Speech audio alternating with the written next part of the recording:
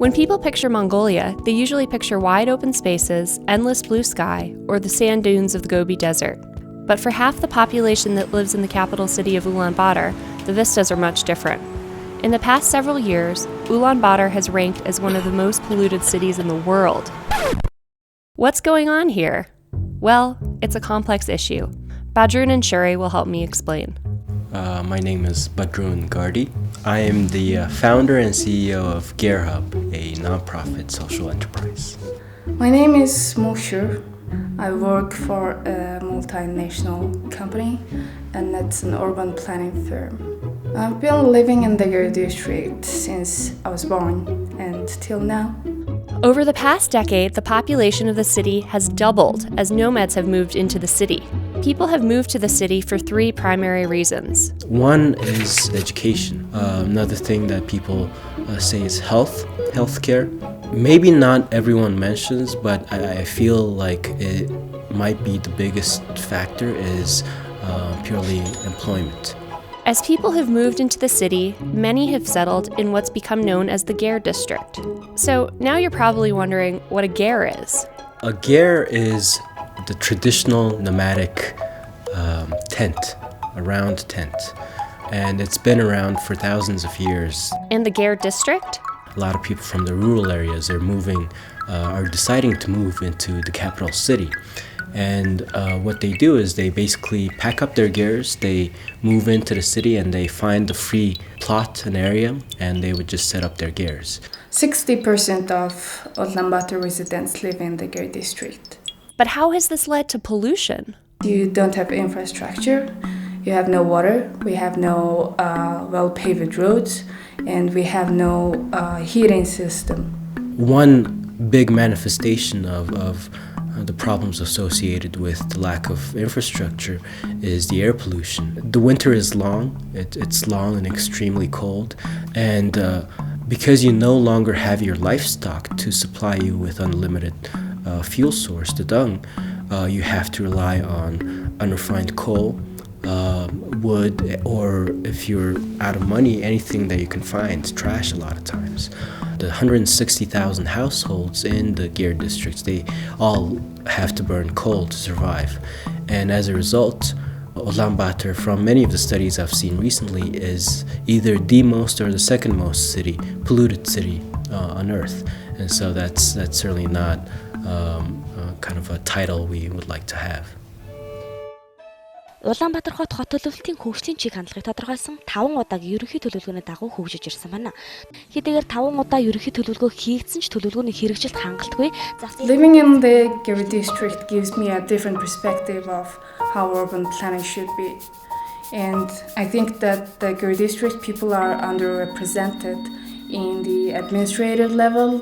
The government, I would say, is paying more and more attention on the Ger district issues because they're almost forced to. You have almost a quarter of the entire country living in the Ger districts of Ulaanbaatar. That is the largest single segment in the country. So they, without knowing it themselves, hold a lot of power, especially when it comes to elections. And so the government has to work on Ger district issues.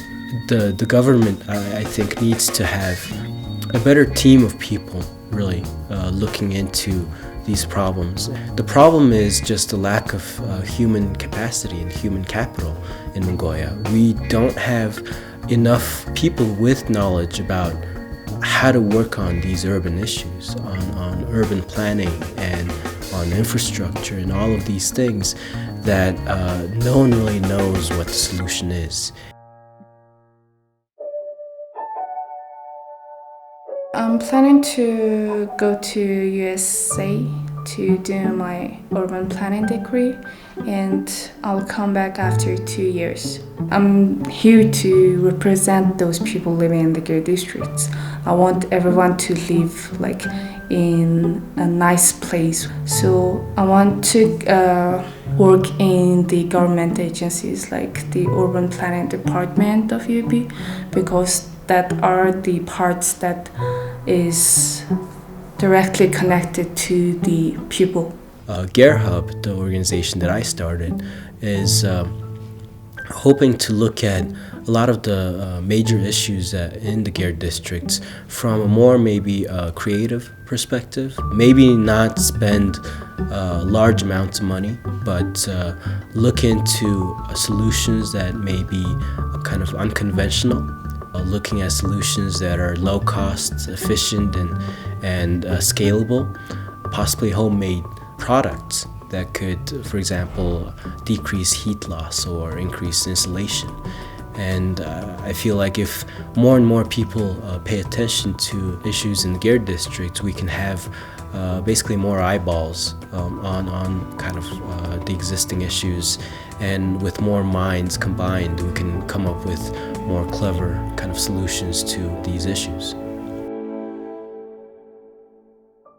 I did 3 years of my high school in the U.S. in Arlington, Virginia, where there's actually a substantial Mongolian population, substantial for Mongolia's size.